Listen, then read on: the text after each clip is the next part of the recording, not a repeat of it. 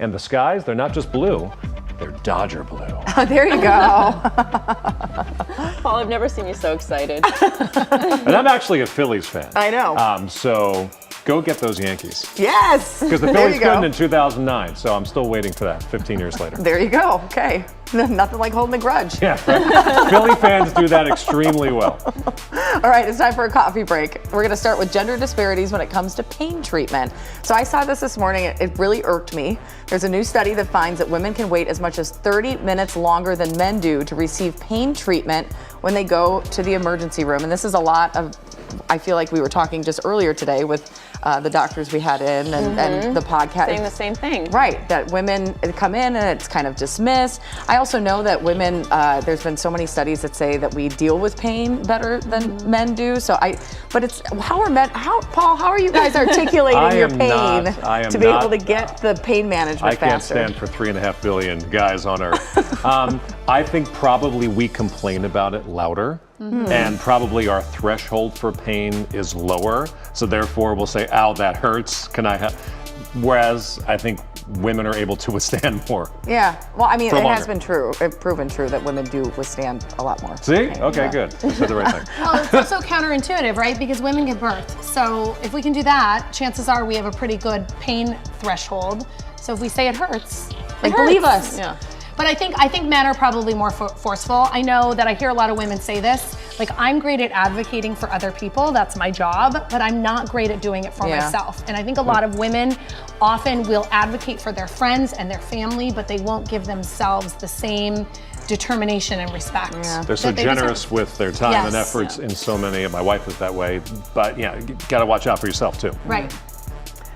Okay, let's talk about grief, okay? Because it's not just for humans. There's all these new studies about animals and showing how they actually grieve and mourn their dead. So there's this really long, interesting article, but it talked about elephants actually having funerals for their dead. It talked about an orca who swam 1,000 miles across an ocean, and these are usually their babies who have died, and they have maternal grief, and they have that strong bond. Giraffes actually stand vigil over their dead, especially the young, sometimes for days or weeks. They talk about wild pigs. They go back and visit the corpses, like the way that we go back to grave sites. So they're very much like us.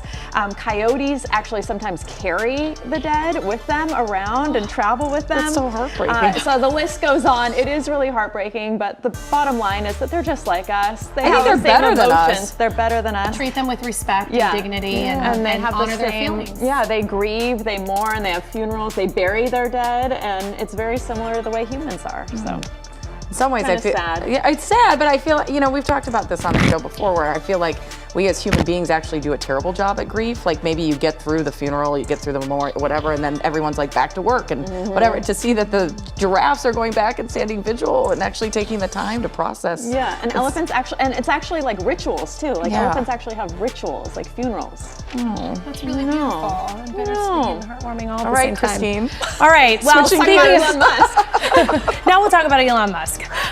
He's talked for years about his concerns about population decline, and in a rally for former President Trump over the weekend, he said people are too concerned about the costs of raising kids and they should just have them now. Well, Okay. bear in mind, Elon Musk is worth $242 billion. Yeah, exactly. He does, however, have 12 kids, but from 3 different women. He basically said to someone, my advice is to start a family immediately, that we worry too much about affording kids and making ends meet.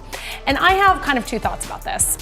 On the one hand, I've told people before, there is never a right time to make those big life decisions, right? So when you sit about finding the right time to have kids, there will never be a time where you're like, everything's perfect. So sometimes you just have to dive in and say, we'll make it work.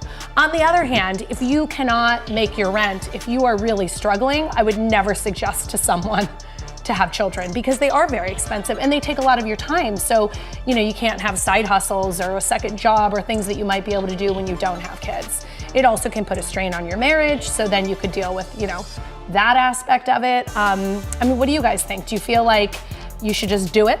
Well, I think it's easy to say when you're a billionaire. Right. That's exactly right. And maybe there's not like the safety net that parents are hoping for to be a responsible parent in order to take care of their kids. So I don't know, there's a lot that goes into it. It's an individual choice. It's not a but- one-size-fits-all Yeah. thing. Right. Every situation is different. That's why anybody's opinion, whether you're a billionaire or you have 7 kids or you chose not to have kids, if that decision is right for you, then it's the right decision.